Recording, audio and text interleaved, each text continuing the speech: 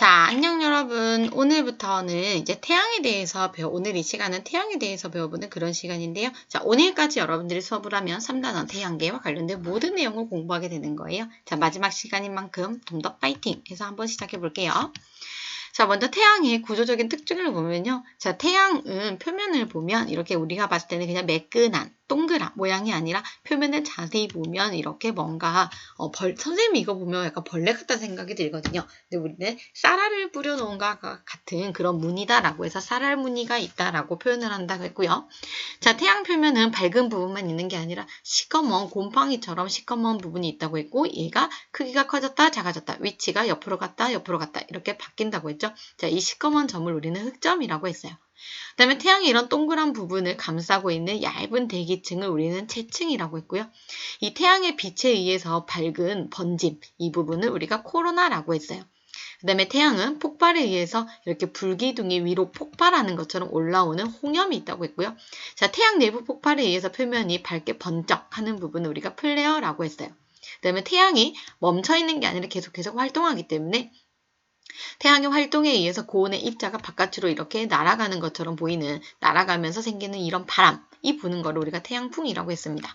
자, 이런 수많은 구조들을 우리가 구별을 해서 좀 기억을 하자라고 했는데요. 자, 흑점과 쌀알무늬 같은 경우는 태양의 표면, 광구라고 한다고 했죠. 태양의 표면에서 나타나는 특징이고요. 그 다음에 채층과 코로나는 태양의 표면이 아니라 태양을 이루고 있는 대기에서 나타나는 현상이라는 거. 이렇게 구별하면 더 확실하게 여러분들이 공부를 할 수 있다고 했어요.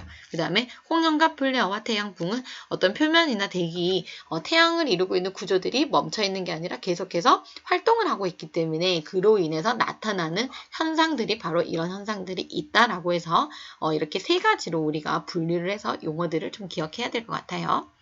자, 태양은 가만히 멈춰있는 게 아니라 활동을 한다고 했죠. 이 태양은 활동한다는 가장 강력한 증거가 바로 흑점의 수 변화라고 했어요. 자, 흑점의 수는 작아졌다 많아졌다를 반복하게 되는데 이때 가장 맥시멈을 이루는, 가장 많아지는 이 주기를 보니까 태양은 약 11년을 주기로 개수가 많아졌다 작아졌다 한다라고 해서 이 11년이라는 숫자가 굉장히 중요하다고 했죠.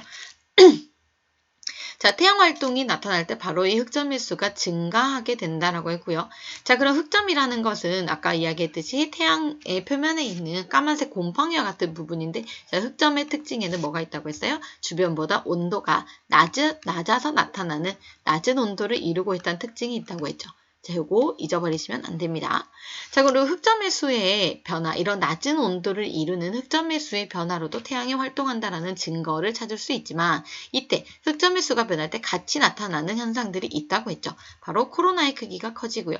그 다음에 홍염과 플레어도 자주 나타난다라고 했어요.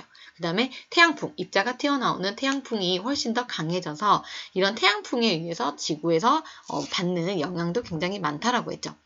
그래서 활발한 태양 활동이 지구에 어떤 영향을 미치는지 하나씩 보면요. 자기폭풍 현상이라고 해서요. 지구의 자기장이 아까 그 고온의 입자가 튀어나온다라고 했잖아요. 이런 이온 어떤 정기적인 현상을 띠고 있는 이런 입자들이 지구 쪽으로 날아오기 때문에 이로 인해서 지구의 자기장이 불규칙하게 변하게 되고요. 그 다음에 이런 입자들이 지구의 대기에 부딪혔을 때 이렇게 빛이 나는 것을 우리가 오로라라고 하는데, 이렇게 태양풍이 많이 발생을 하기 때문에 오로라도 훨씬 더 많이 관측이 되게 된다라는 거. 그 다음에 무선 전파통신이 자기장의 어떤 불규칙한 현상에 의해서 무선 전파통신이 방해를 받게 되고요.